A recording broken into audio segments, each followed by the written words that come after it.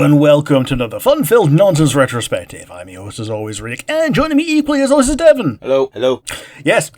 I did say hello and then you didn't respond, so I assume it didn't go through. No, it didn't go through. Yeah, man, that would have sounded really awkward.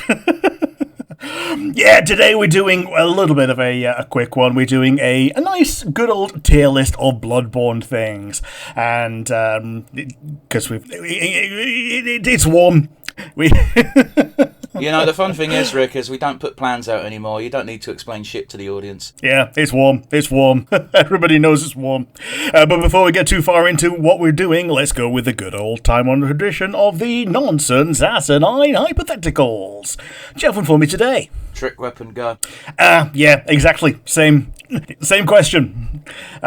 So my trick weapon would be that it's going to be, like Wolverine claws. Okay. But what they do is when you put them away, you put one set into the other, and it's like a big power fist. So you got a power fist, or you split it into Wolverine claws that you dual wield. So you're combining the beast claws with the pile bunker. Yeah. That's the first thing that I thought of. That's not something that's just literally just a rifle that you just wield as a club. But yeah, how about you? What was going to be your trick weapon? It was going to be a trident that turned into a glaive. I like that. Yeah, I don't know how you do the transition, but they're basically the same weapon anyway, just one pokes and one slashes, so...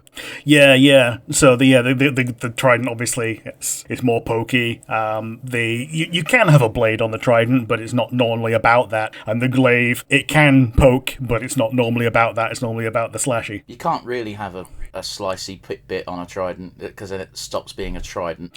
Yeah.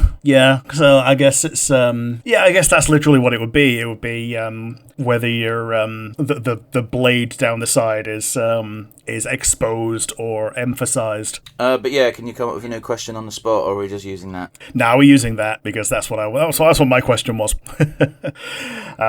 So yeah, let's go straight into it. We have a tier list of Bloodborne bosses, including things from the Chalice dungeons. So the first one is the One Reborn. We appear to also have things from the DLC. Oh yes, it's got DLC as well. One Reborn, solid B. It's just really middle of the road, really, ain't it? I'm putting it in S because thematically it's an excellent boss. It's grotesque. It's what I think they wanted to do with the Rotten in Dark Souls 2, but they couldn't quite get there. This creature I feel bad for, so I give it an S. I'm not rating these on the boss fight because I think all boss fights in Bloodborne suck. Yeah. Speaking of boss fights that suck, Witches of Hemwick. I actually like the gimmick on this one. I thought it was very fun. It only works once, but it was fun. Yeah. So the gimmick being, if you have no insight, the boss is ridiculoally easy. No, the gimmick the gimmick I'm talking about is the fact that there's actually two of them, but you have no way of knowing that. Yeah, so yeah, I'm putting that in A. It's actually pretty good. The fight itself kind of sucks once you know about it, but in terms of a first experience, yeah, great. Yeah, I also put an 8 here. You're gonna have enough insight to trigger it, no matter what route you get to go here. So unless you purposefully gimp yourself, so AKA know the gimmick. The zone itself is a pain in the arse with insight. Without it, the zone is very easy. Oh yes. Rom, the vacuous spider. I'm gonna put Rom in B because she sucks. Yeah, I think B's are pretty much exactly where Rom goes. She pretty much is middle of the road, both in terms of bosses and progression. She's the turning point between Victorian and Eldritch. Sort of. You would have gotten more. I'd have said the boss gatekeeping her is probably the turning point. The shadows. Yeah, the trio. Yeah. But yeah, she's the literal. This is the first boss that, unless you're doing weird progression and you're just playing the game normally, this is probably the first actual straight up Cthulhu-esque boss you fight. Yeah, and she's there. I love the lore of it, that she's literally just an idiot. Well, she just wants to go home, man. Yeah, and she wants to go home, and she's the one that's like keeping people from like realizing things. Marta Logarius. Oh, this is the super secret optional fuck you boss fight, isn't it? It's one of the two. Yeah, it's the one before you can join the Caneblood people. Yeah, I'm putting this one at A. I'm also putting him in A. I don't like the boss fight because it's hard, but you know, that's Bloodborne really. Yeah, yeah, he's cool. He stops you from getting to the place.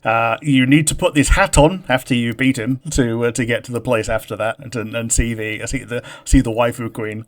Murgo's wet nurse. Yeah, I don't know about this one. I'm just going to put them in C because they're very unmemorable. They'd stand out a lot more if they weren't in this game. Does that make sense to you? Yeah, I get you. Like, it by the time you get to it, it's one of many weird things like that.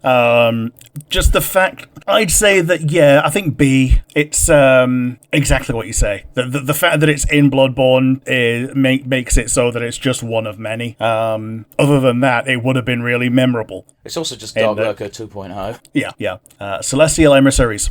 I mean, D. Yeah, exactly. Our first D tier. The only thing about this boss that is amusing is if you have one of those things that makes enemies attack other things, it's very funny. Other than that, it's just a giant celestial emissary. I believe the normal versions are called that as well, aren't they? Yes. The normal ones are called that, and then when you fight as a boss, there's like 20 of them until it turns out, oh no, that one is actually the giant one. Yeah. Ebrietas, Daughter of the Cosmos. Yeah, she's going in S. Yes.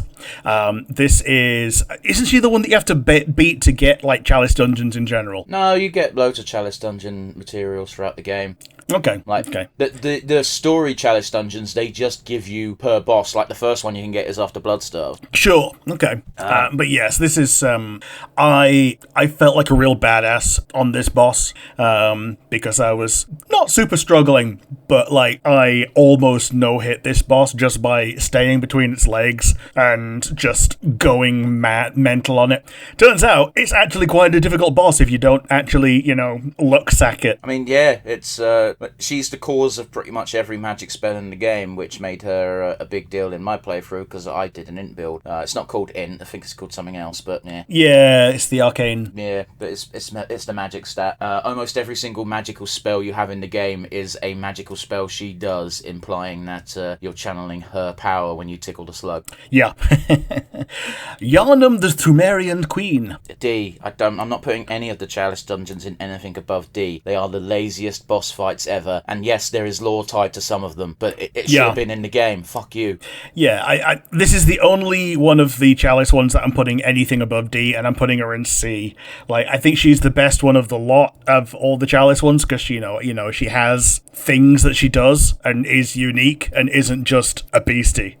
Ludwig the Holy Blade. I'm gonna put Ludwig in A. I really like his design. I really like seeing this noble, basically father of the church hunters and what he's become. Unfortunately, he loses points for being the token. Miyazaki made this game. We have to put the Moonlight Blade in. It's almost for all those exact same things that I'm putting him in S.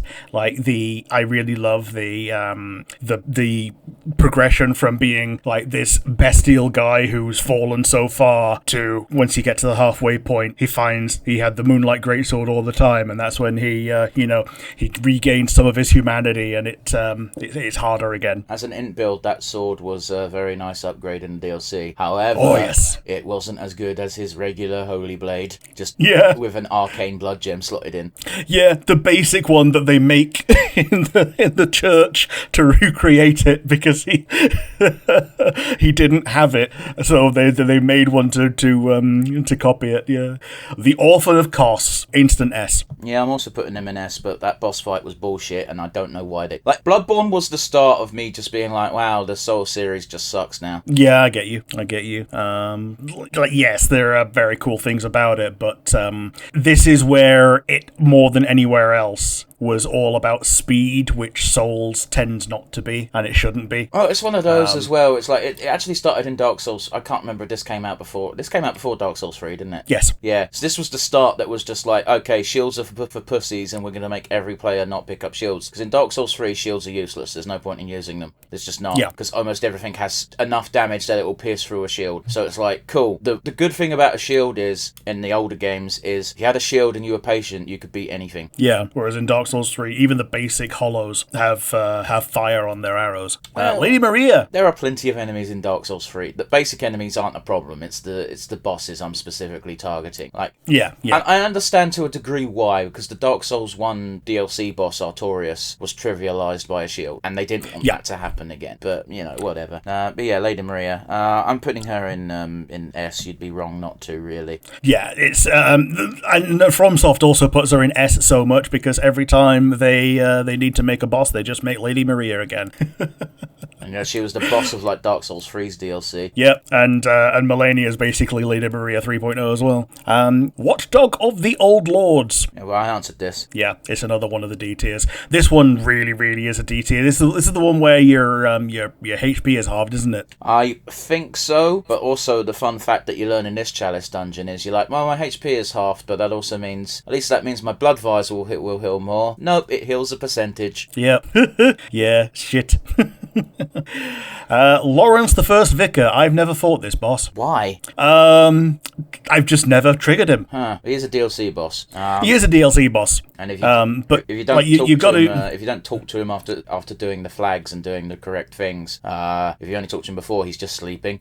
Yeah. So I've only talked to him before, and I didn't go back to him and proc him into a boss. So I can't put him anywhere really. So I'm putting him in D because I don't know about him. Okay. Well, I just want to loop back to the Watchdogs very quickly. The Watchdog fight is particularly egregious to me because if he wasn't put in a dungeon where your max HP is capped at half, he wouldn't be a problem. Yeah. He basically one-shots everybody. You have to pretty much be max health to be able to take multiple hits from this guy. Which you're not going to be. No one goes to 99 health. No. No. But yeah, Lawrence. I've put Lawrence in C because, gotta be honest with you, you're not missing out on much. He's a cleric beast, but with fire. Sure. That's all he is. There's a certain point where he starts leaking fire that leaves an effect like the Chaos Pyromancies. Sure, okay. But it's really not a big deal. If you beat Cleric Beast, you can beat him. He's just got a bit more of a HP pool. Yeah. Father Gascoigne! I mean, he's going to go in S because he is the boss in Bloodborne that goes, you're not playing Dark Souls anymore, motherfucker. Absolutely. Those exact same words, those exact same reasonings, and yeah, he's basically an encapsulation of what you could become. And I've got to be completely honest with you, I always wear his clothes. Yeah. It's a good set. It's a good look. The Amygdala. I'm going to put this in B because I like the boss fight and I like Amygdala's design. However, it's incredibly cheapened by the fact that you beat this one Amygdala and then it becomes a stage hazard. Yeah, and you can't even beat the other ones. They're just stage hazards. They just fart at you. They do Valifor lasers. Yeah. B's pretty much exactly where it should go, I think.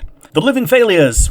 I mean, D, I don't like this fight. It's boring. It's trivial. Yeah. And they put it right in front of Lady Maria, for fuck's sake. Yeah, it's just there to give you an arena before Lady Maria. It makes no sense. It makes no sense. Yeah. It didn't need to be a boss fight. It's just there because they'd not put enough boss fights in yet. And it's actively in the DLC. It also makes it even more abundantly clear that it was meant to be 2 DLCs. Yeah. It makes it just look more rushed. The Cleric Beast. I'm gonna put Cleric Beast in B. It's a nice little bonus fight because you don't even need to do it. Yeah, I'm putting him in A. I think he's a very good one because it's going to be the first big thing that you fight really. Well, again, you could just miss it. You can, but most people will find it. Okay. And for a lot of people, in my opinion, it's probably going to be the way that you get insight for the first time. Well, yeah, you get an insight just for triggering boss fights in this game, don't you? Yeah, so if you want to do multiplayer, that's one of the ways. German. If you want to do multiplayer, you don't need insight for multiplayer, do you? Yeah, you do. You need to have insight to be able to fire your gun ring your bell to summon allies. Rick's been playing Monster Hunter, guys. Fire your gun, summon the bell, yeah. German the First Hunter. I'm going to put him in A. Yeah. I don't know, man. It feels like a bit of a... People shit on Dark Souls 2 for so many boss fights being just a guy, but for some reason they don't give Bloodborne the same shit.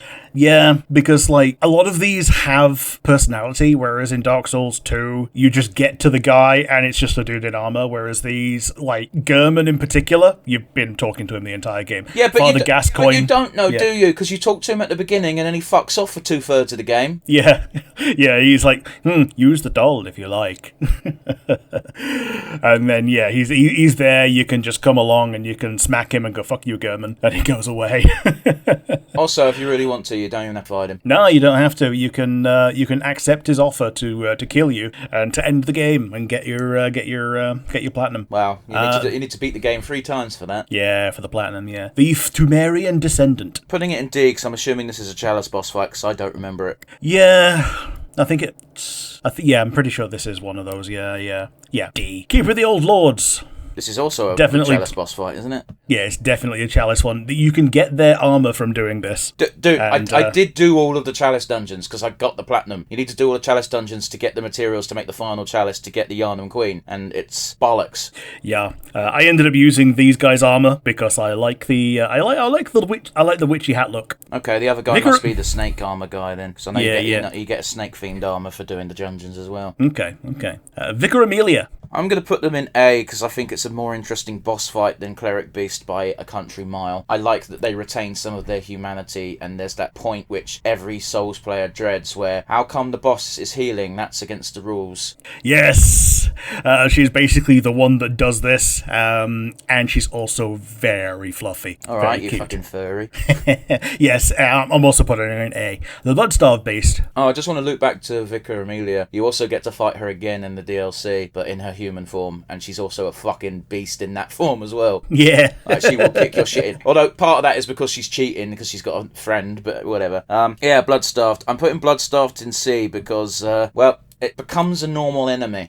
Yeah, you can't really put something like that in like a really high tier if it just gets degraded like that. But I must admit, the first time you fight it, it's a very intense fight. It's very difficult. If you have struggled with Cleric Beast, you're gonna really struggle with Bloodstarved. Yes, absolutely. Yeah, I think C's a good place for it. The Undead Giant. I don't remember this fight at all. It has to be a Chalice dungeon. Yeah, I think it's Chalice. D. Mikolash. I'm putting Mikolash in S because his boss fight was so funny. It's one of the most memorable fights in all of Bloodborne. Well, it's just like you enter the fight, you're a big badass hunter, and you look at this scrawny little wimp fuck with the cage on, and he's like, I am Mikolash, and I'm wrestling the old gods. And you take one step closer towards him, and he runs away because he's a punk coward bitch. Yeah. Yeah, the actual fight is bursting down a bunch of like regular ads. No, and not even. Finally, and finding a way to corner him in a room, make him go into a room where you can fight him. If you're fighting ads, you're doing it wrong. Oh yeah, because you've gone on the loop again, and you've not figured out how to make him go into this hole. Yeah. It's also a very tragic end to the boss fight because when you kill him, he knows, no, now I'll wake up, I'll forget everything. Yeah. Yeah, S tier. The Moon Presence. I'm putting Moon Presence in B because as much shit as I give Gehrman, I think Here's the thing, Moon Presence feels like a victory lap. Exactly. With it being like super optional, if you don't have all of the or enough of the umbilical cords, you don't fight the Moon Presence at all. Yeah, and you have to have eaten them. Yeah. You have to have fucked up a bunch of people's health lives. No. Well, at least one person's life. Because let's be honest, if you got the one from Yosefka, who gives a fuck? It's Yosefka. She's a cunt. No, sorry. Yosefka's a lovely lady, but fake Yosefka, who's the one that we deal with, is a horrible, horrible person and deserves to die. The other person you fucked up, you didn't really fuck up their life. Their life was going to get fucked up anyway. They just happened to do it a bit more publicly. Oh yeah. Was it Adela? Adela the whore. Yeah, Adela the whore. Yeah. And Yeah, because she gets impregnated by a space beastie and gives birth to one of these thingies. Yeah, you get one of those from those. I'm not entirely sure if it's the implication is she was impregnated while she was in the chapel, in which case it is our fault. But if she but at the same time, if she stayed at home, she's going to get killed by beasts. So yeah. And if she goes to Yosefka's, she's going to get killed by Yosefka. Well, yeah, you shouldn't send anyone to Yosefka. Yeah, like if you're going to send anyone to Yosefka, it's because you want them dead, and by that point, just don't be a coward and kill them yourself. Dark Beast Paul. Dark Beast Paul is an epic set piece. I'm putting him in A. I put him higher, but he is actually legitimately entirely optional. Yes, mostly he's optional. He's not super hard. He's very electric type, which means you can do a lot of damage with fire. So if you do a lot of damage with fire because he's a beast, not because he's electric. Okay. But basically, you got fire paper and electric paper. Electric paper does nothing because he's electric. His intro scene is incredibly iconic. The thing that we've got on as the icon is his big old bony face, and that just like staring you down. It's like the iconic Hunter versus Bloodborne beastie screenshot, right? Isn't it? You've got to be really close to this boss for this boss fight to not be a pain in the ass. I will counter your point slightly. He is quite difficult because he's very tanky. He's got big HP pool. He's quite defensive. He's not difficult if you fight him later on. If you fight him when you first meet him, which if you're lucky, like you could encounter him before you fight Bloodstarved. If you fight him at that level, you're going to be doing pittance for damage, and you'll be relying entirely on staggers. Yeah, because this is at the end of the that really optional area, isn't it? Where it's the hunter goes, stay out of here, and he shoots you the entire time, right? No, the end of that area is Bloodstarved. This area, if you beat Paul, you can open a gate that will put you in the area behind. That hunter. But to get here, you need to be kidnapped by one of the bagmen. Sure. Okay. So if you beat Paul, then you go. Yeah. If you beat Paul, you go behind the guy, and then you can make friends with him. Yes. You say sorry, and you get the emblem to make his sword spear. Paul bunker. The Shadows of Yharnam.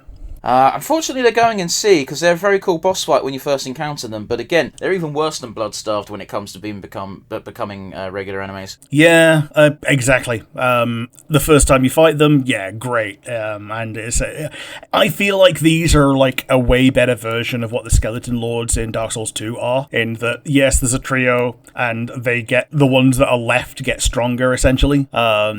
I think literally the only comparison you can make is the Skeleton Lords are also free people. That's the only similarity. Fair enough. I think this is that thing done better in that. When you have fewer of them, the one that's remaining gets better. But C tier in general, the fight itself is a little bit better than that. But they get degraded by degrading themselves. The Beast Possessed Soul. I don't know what the fuck this is. That's a Chalice dungeon. And if I remember, I can't see the picture, but if I remember correctly, before the DLC happened and we fought Lawrence, everyone had the fan theory, or rather, it was a popular fan theory that this is what happened to Lawrence. Sure, okay. Is this the one without the head? I believe so. Sure, okay. Yeah, it's D tier. And another one, the final one, the Merciless Watchers, super D tier. If there was an F tier, they would be in that because they're not even bosses. You fight them not as bosses before you fight them as a boss. I don't know what they are. It's the fat men that roll. Fat men that roll? Yeah, in the Chalice dungeon, sometimes there's a fat guy in front of the levers. I've blotted out all memory of Chalice dungeons. I know I did them, but they were so immemorable that I don't denote space to them. Like, I know these certain bosses are bosses from the Chalice dungeons, because why would they be here? And I know I've beaten them because I had to. Yeah, these guys fucking suck. They're just crap. They're not even fun. D tier, beyond D tier if we had it, but we don't. But yes, that's it for our tier list for today. If you like the video, there's the comment section down below on YouTube and on Spotify. Tell us what you thought of certain beasties in Bloodborne, what creatures you would put in different positions on the list, why we're wrong, why we have been too harsh on the Shadows of Yharnam, why we have been standing the Orphan of Kos and Lady Maria too hardly. And if you don't have the comment section, you can instead send an email to nonsensereviewuk@gmail.com. What Rick meant to say, but in a more, succinct manner, was tell us your favourite boss from Bloodborne. Yeah. If you've got anything fun, witty, or just plain entertaining to send us in the emails or the comments, we'll read it out in a future episode. Yeah. So after that, it's going to be a goodbye from me. See you next week, guys.